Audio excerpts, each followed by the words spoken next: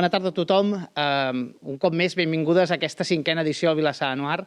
És una edició complexa, és una edició diferent, marcada per la Covid-19 i ens va, diguem-ne, arrossegar una voluntat de poder fer aquesta edició i hem canviat el format, jo crec que a fi de bé, perquè al final aquesta edició que haurien vingut moltes persones, que segurament haurien vingut moltes més persones que les que van haver-hi la darrera edició del Vilassar de Noir, doncs ara encara podem veure les taules rodones, les tertúlies, les presentacions de llibres.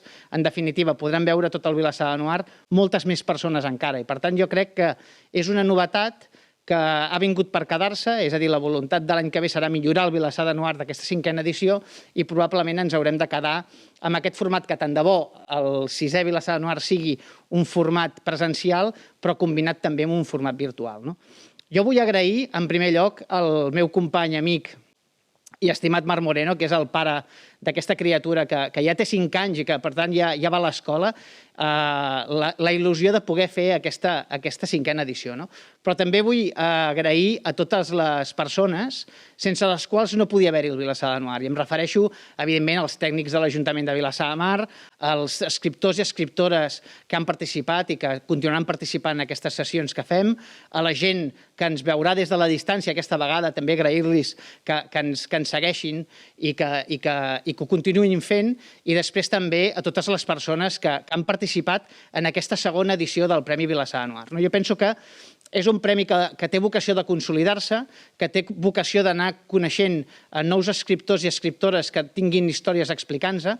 Penso que aquesta primera edició, que si no vaig errat, s'ha presentat el llibre el Quim Gómez, L'esguard de la bèstia, i s'ha presentat en aquesta edició, aquesta 5a edició de Vilassar de Noir, doncs hi hagi molts més d'aquesta naturalesa. Jo, sense més preàmbuls, dono la paraula al meu company, el Marc Moreno, agrair sobretot als companys i companyes, als escriptors, als criminals, la gent que li agrada la novel·la negra, que continuï estimant-se la novel·la negra, que continuï assistint als certàmens de novel·la negra, en aquests festivals que tant ens agraden i que tant gaudim i que tant fan per la llengua i la literatura catalanes.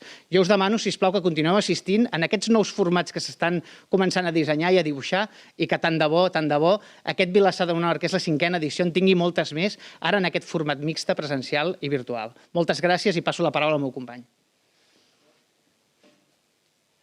Bé, per nosaltres aquesta segona edició del Premi Vilassar de Noir de novel·la negra en català era molt important que, tot i la pandèmia i les restriccions, poder celebrar-la i poder donar continuïtat a un premi que creiem que pel nombre de participants afavoreix la literatura negra en català. En aquest any s'han presentat 21 originals, que creiem que és un nombre bastant important i d'una qualitat prou remarcable.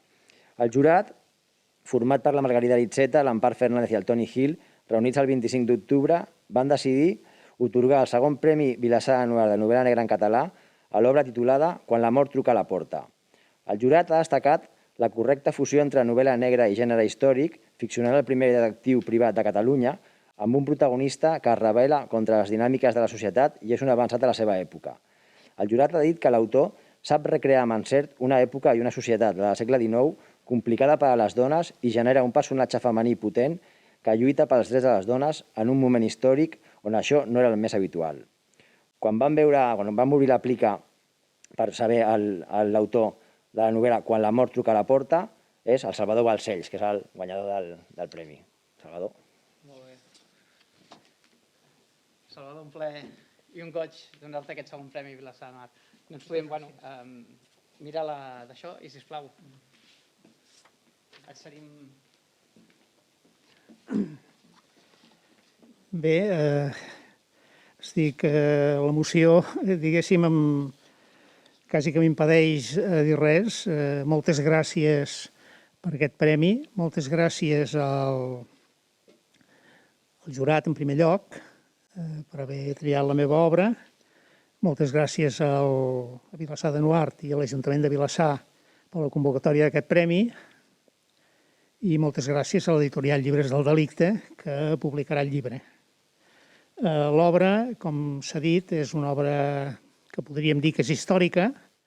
De fet, està ambientada l'any 1879, però no és exactament històrica perquè, tot i que hi surten personatges que sí que han existit, personatges històrics, En canvi, la trama és completament imaginativa, inventada per mi, però en canvi sí que és cert i és històric que va existir, nascut a Reus a principis del segle XIX, el primer detectiu privat català. El primer detectiu privat català, que va crear la primera agència, m'ha inspirat el personatge protagonista de la novel·la. Fora d'això, no es pot considerar una novel·la històrica, sinó una novel·la negra. El que passa que està ambientada al segle XIX, com dic. El context de l'obra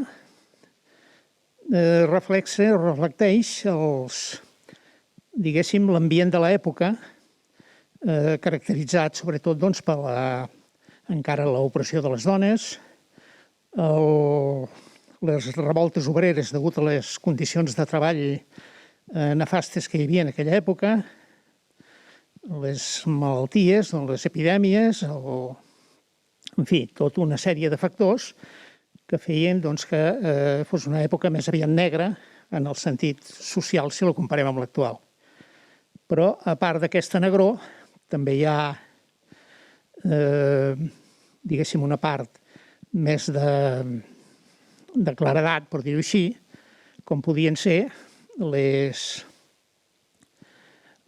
associacions, el moviment feminista, que era molt embrionari en aquella època, encara no se li deia així, i d'altres aspectes més agradables, diguéssim, i també hi ha una part de llums i ombres que també surten a la novel·la, una part més com de foscor, però no de negror, com serien les societats secretes i fins i tot el moviment espiritista, que també apareix. Tot aquest conjunt de coses és el que forma una mica la novel·la.